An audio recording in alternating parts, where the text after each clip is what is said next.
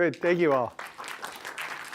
So the motivation from my point of view, I run a group here. I helped create the Media Lab. I run a group that's sponsored by a lot of the big companies in the world. And you'll hear is also being sponsored now by a lot of the most exciting new crypto companies in the world.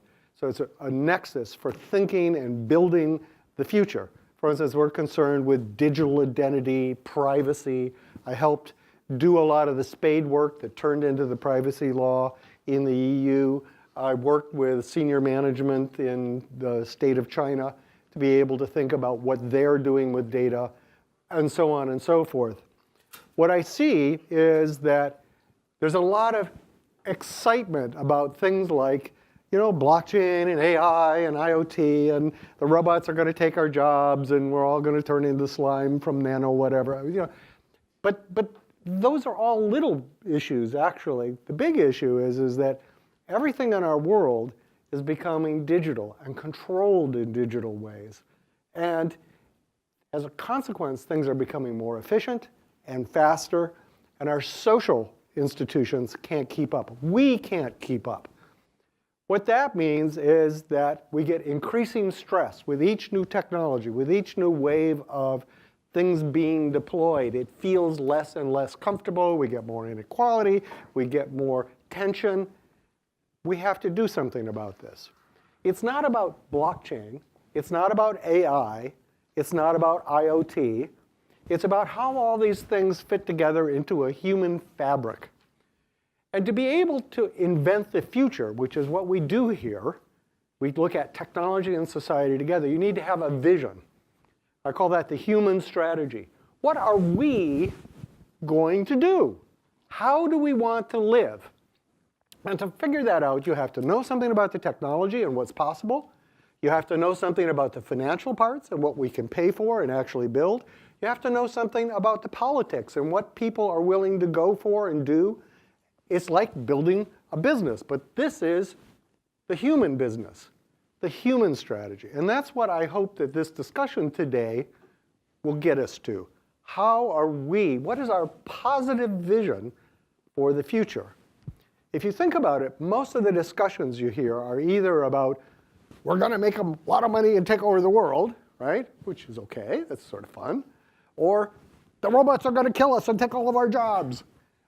That's not, it's good to point those things out, but it's not productive. I want to see a synthesis come out of this that is something that we can all get behind that will give us not just ethical guidelines, but practical guidelines for building this new future. So the idea is that we've had all this hype around blockchain. We've had a lot of hype around AI. But actually, from a technological point of view, those are very unfinished sorts of technologies. They're very simple.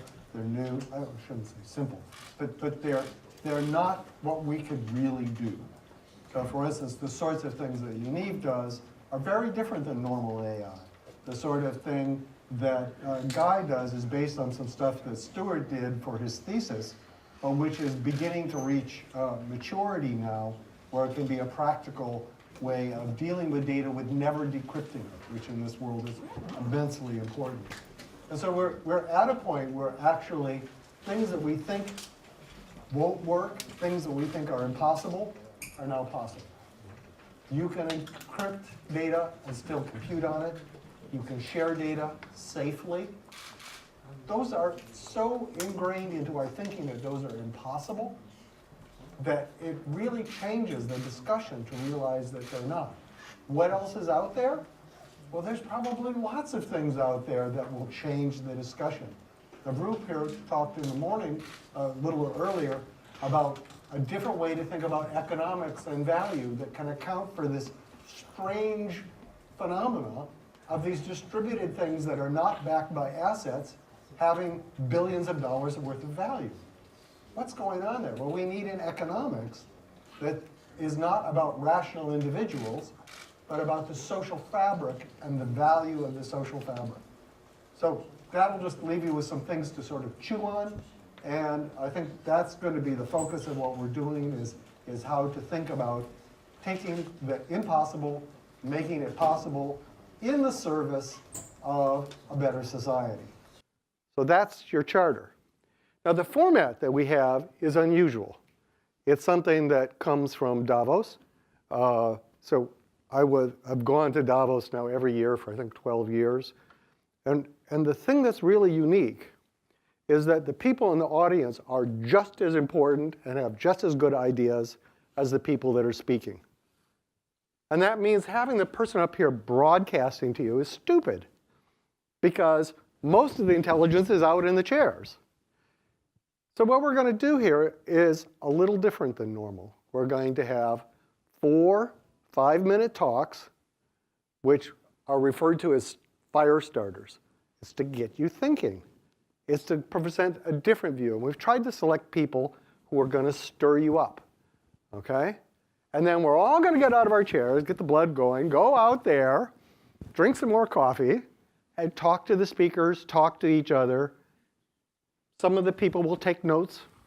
You'll take notes in your head. We'll all contribute the ideas we have from the discussion and put together a common vision. Now, one of the things about this that also comes from Davos is Chatham House rules. That means you do not quote by name anything that happens here on Twitter, in your write-ups, anything like that. Because if somebody's comment is attributed to them, that's going to kill their ability to say things freely. So you can say, this guy said it's really crap, right? You can say, somebody said this is really crap. But you can't say who said it's really crap, or vice versa, or whatever they said.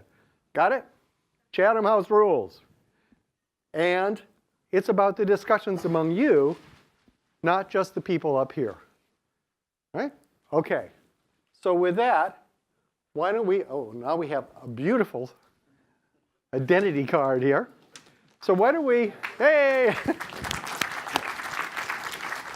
See, the world is getting more and more efficient. Things show up just when they're needed, not before.